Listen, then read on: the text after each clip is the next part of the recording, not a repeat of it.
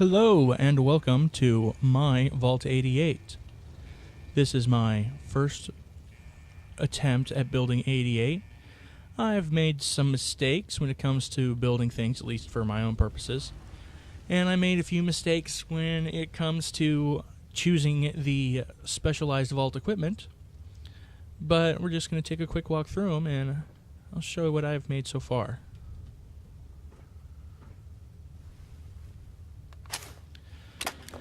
As we plug in, I want to say, I think overall it's a pretty durable, well, obviously durable, but it's a pretty good set for building with. A lot of utility, a lot of flexibility.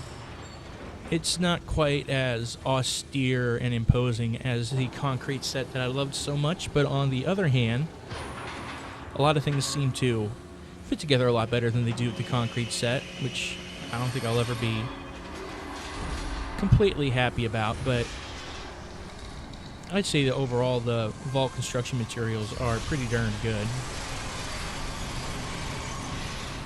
Once we're through with hour 4 of the vault opening, the first thing you're going to see is that I had some difficulty deciding how to do my vault defense.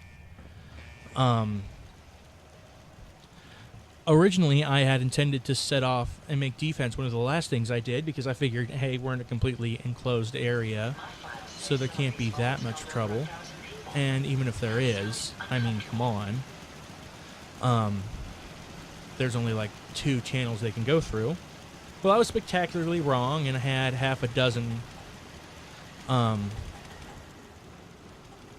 attacks by gunners. I think it was gunners every time. There might have been a raider group. But eventually I needed to throw up some more serious turrets. I originally just threw some turrets down at the ends of the halt, but they didn't quite seem to get the point across. You won't see it because it's all behind walls, but I've actually got turrets ringing the entire vault complex because turrets are cheap. I mean, I've got approximately 7 days worth of playtime, so 7 times 24. I've got more than enough junk hanging around in my inventory. Anyway, this is our construction. You see I've got things pretty bare. I've got myself unfortunately a little bit too chatty Vault-Tec colored Assaultron guarding the joint, and I have got just about every possible piece of loot yanked out and scrapped. I can't believe I can't scrap that stupid computer.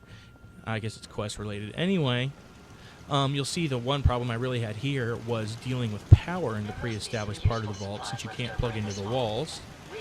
I tried to get a little cute with, you know, the radiators and the conduits and stuff. Eventually got tired of it, put up some conduit lights, and went on to the more important things. This is our main vault.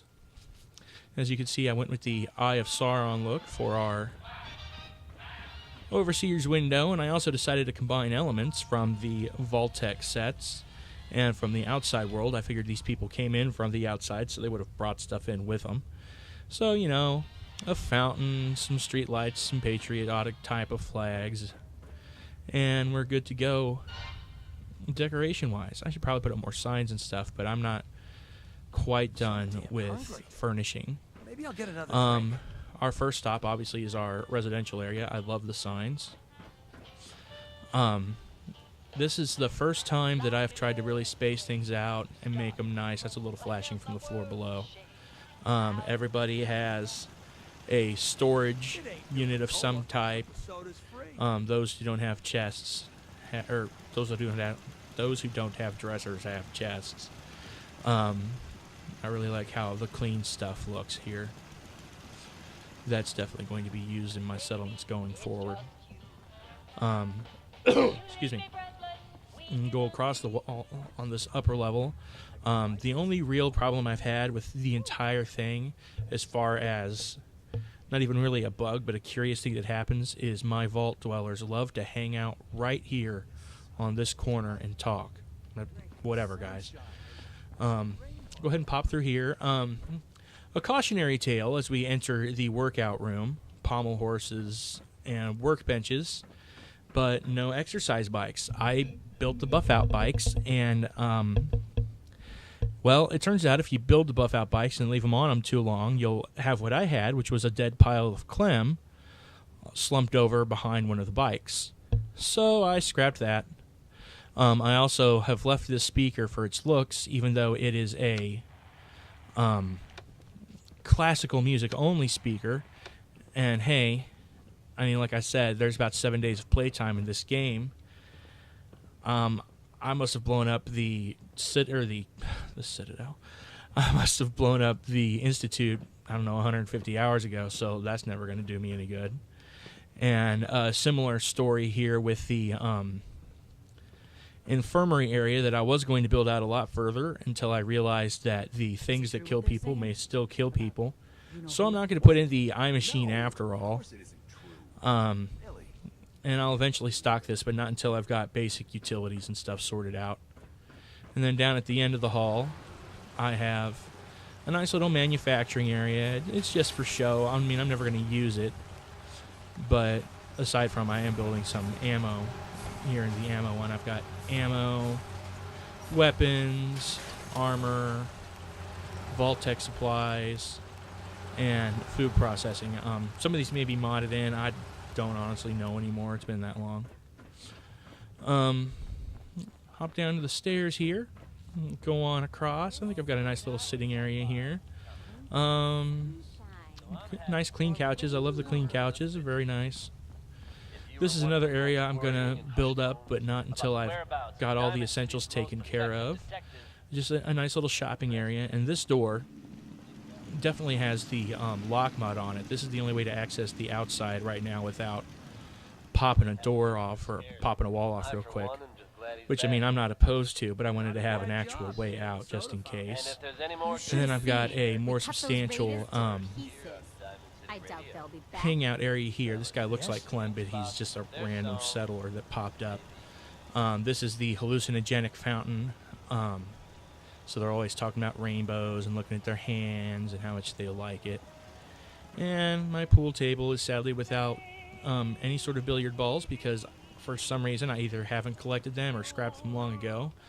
As you can see out of the corner there, I do have a few cosmetic mods like fancy armors and stuff. And of course I've got CBBE because I don't think you can actually play a Bethesda game anymore without downloading it. It's almost reflective action for me at least. Heading up to the overseer's office, you have some propaganda. Here we have the maintenance room, which is what I've called the place where I've put everything but the robot workshop. That's so honkin' big that I can't decide if I want to actually leave it in or just pop it out when I need it. And then down here, a little hallway that leads to our crop area. I guess originally there were hydroponic planting tables in the game or something like that, like in the beta. But I wasn't in the beta, so I don't know, and I'm not too shook up about it because, like I said, I don't mind the idea that they brought stuff in with them. Heading up to the Overseer's chambers, we've got plenty of propaganda. And some paintings and some cats, more propaganda. I love these Nuka-Cola posters, and I decided since I've got more than enough power, I would make full use of them. Probably ought to put some more seating in at some point, but I kind of like it being big and empty. This is the Legend of 88 suit, by the way, just a regular old Pip-Boy just for fun. All the other Pip-Boys and suits are in here. I guess the tub downstairs, this is not the crate from downstairs that they come from. I guess that thing just keeps cranking them out, which is cool by me. And I've got my own little silly sleeping area. And if you were to head out this window and under the residential area, there is a pile of dead gunners. And that'll be just about the entire walkthrough of my little vault. Hope you liked it.